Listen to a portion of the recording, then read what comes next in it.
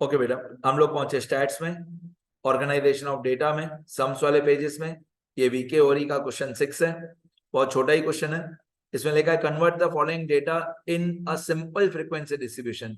Simple frequency distribution मतलब simple series नहीं, simple frequency distribution मतलब ओरिजिनल फ्रीक्वेंसी डिस्ट्रीब्यूशन या कंटिन्यूस सीरीज। सिंपल सीरीज नहीं, हमको बनाना कंटिन्यूस सीरीज ही है, पर सिंपल फ्रीक्वेंसी डिस्ट्रीब्यूशन मतलब ओरिजिनल फ्रीक्वेंसी डिस्ट्रीब्यूशन। अब यहाँ पे दिया हुआ है 5 स्टूडेंट्स, इतना 5 स्टूडेंट्स में पढ़ूं उसके आगे ये देखो मैंने लिख के रखा है। आधा जो क्वेश्चन वाला पार्ट है वो मैंने लिख के रखा है, आंसर वाला पार्ट मेरा लिखना बाकी है। यहाँ पे लिखा है गिवन इन क्वेश्चन, मैंने लिख के रखा है given in question less than type cumulative frequency distribution.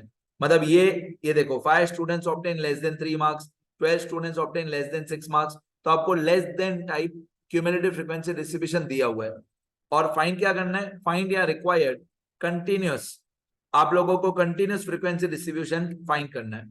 तो लेस देन टाइप दिया हुआ है और कंटिन्यूअस फ्रीक्वेंसी डिस्ट्रीब्यूशन हमको फाइंड करना है। अब ऊपर वाला जो क्वेश्चन है वो मैंने अच्छे से बना के रखा है, जैसे 5 12 25 33, ये वाला कॉलम जो है स्टूडेंट्स का, नंबर ऑफ स्टूडेंट्स का 5 12 25 33, ये मैंने पीछे कॉलम बना के रखा है 5 12 25 33।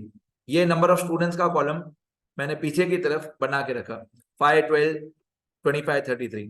और जो ये लिखा हुआ है less than 3 marks, less than 6 marks, less than 9 marks, less than 12 marks, वो मैंने आगे लिखा है मार्क्स का कॉलम बना के। ये marks less than 3 marks, less than 6 marks, less than 9, less than 12। ठीक है, ये टेबल क्वेश्चन में उल्टा पुल्टा दिया हुआ है, लेस देन का कॉलम पहले आता है, नंबर ऑफ स्टूडेंट्स का कॉलम बाद में आता है। ये मैंने क्वेश्चन अच्छे से सेट करके रखा। अब ये मेरा आंसर, आंसर में मैं क्या करूंगा, पहला एक कॉलम बनाऊंगा मार्क्स का। अब मेरे को रूल पता होना चाहिए कि लेस देन और मोर देन में लोअर बाउंड्री पॉइंट और अपर बाउंड्री पॉइंट का रूल पता होना चाहिए। नोट कर लेना, लेस देन में दिया हुआ होता है अपर बाउंड्री पॉइंट, मोर देन में दिया होता है लोअर बाउंड्री पॉइंट। मैं फिर से बोलता हूं, उल्टा रूल होता है, लेस देन में अपर बाउंड्री पॉइंट, मोर देन में लोअर बाउंड्री पॉइंट। तो ये अपर बाउंड्री पॉइंट मैंने मेरी तरफ से लिख के रखा है कि क्वेश्चन में लेस देन दिया हुआ है, लेस देन में दिया हुआ होता है अपर बाउंड्री पॉइंट। अब मैं यहाँ पे जो मार्क्स के क्लासेस बनाऊंगा उसमें मेरे को चाहिए लोअर बाउंड्री पॉइंट टू अपर बाउंड्री पॉइंट, मेरे को चाहिए लोअर बाउंड्री पॉइंट टू अपर बाउंड्री पॉइंट। अब लेस देन में दिया होता है अपर बाउंड्री पॉइंट, मतलब ये जो 3 है ये 3 अपर बाउंड्री पॉइंट में आएगा। अब 3 अगर अपर बाउंड्री पॉइंट में आएगा, 3 अपर बाउंड्री पॉइंट में आएगा, फिर 6 अपर बाउंड्री पॉइंट में आएगा, फिर 9 अपर बाउंड्री पॉइंट में आएगा, फिर 12 अपर बाउंड्री पॉइंट में आएगा, ये सब अपर बाउंड्री पॉइंट में आएंगे। अब अगर ये सब अपर बाउंड्री पॉइंट में आएंगे तो इन सब का लोअर बाउंड्री पॉइंट क्या होगा, तो हम देखेंगे इनका क्लास इंटरवल। इनका क्लास इंटरवल 3 3 3 का है, सब में 3 3 3 3 का गैप है। अब 3 6 9 12 सबका अपर बाउंड्री पॉइंट हो गया, अभी सबका लोअर बाउंड्री पॉइंट, तो सब में से हम लोग 3 3 3 माइनस करते जाएंगे। तो हमारा पहला क्लास जो होगा वो होगा 0 to 3, दूसरा क्लास जो होगा वो होगा 3 to 6, तीसरा क्लास जो होगा वो होगा 6 to 9, चौथा क्लास जो होगा वो होगा 9 to 12। अब देखो मैंने ये 3 6 9 12 इन सबको मैंने अपर बाउंड्री पॉइंट में लिखा 3 6 9 12, और फिर सब में से 3 3 3 3 माइनस कर दिया तो सबका लोअर बाउंड्री पॉइंट भी आ गया। मैं फिर से बोलता हूँ, लेस देन में दिया होता है अपर बाउंड्री पॉइंट, तो 3 6 9 12 अपर बाउंड्री पॉइंट में आना चाहिए।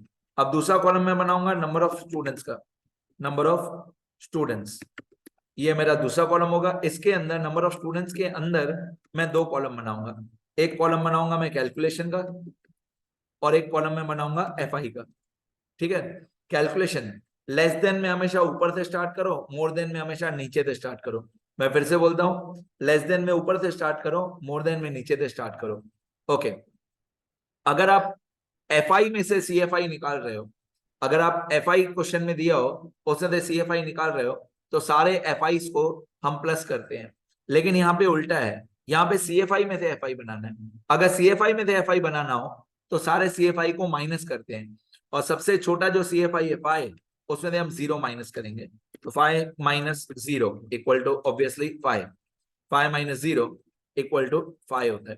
फिर हम लोग क्या करेंगे, ये 12 माइनस 5 कर देंगे, ये 12 माइनस इसका प्रेसिडिंग मतलब current CFI minus presiding CFI, तो 12 माइनस 5, तो यहाँ पे हो जाएगा 12 माइनस 5, ये होता है 7।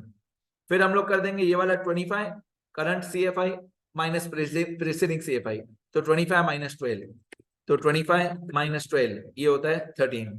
फिर 33 माइनस 25, ये 33 माइनस 25, तो यहाँ पे 33 माइनस 25, 33 माइनस 25 होता है 8।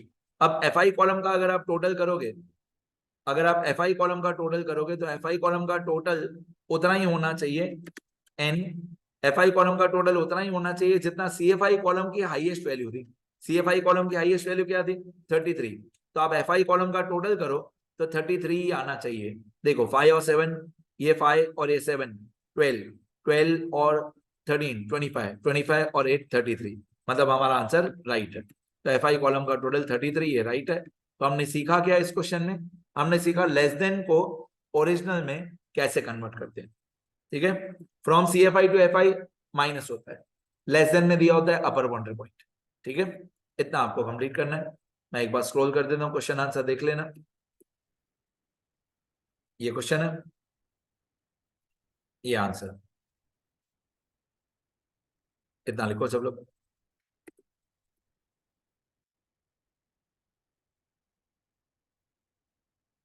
लिखते रहो।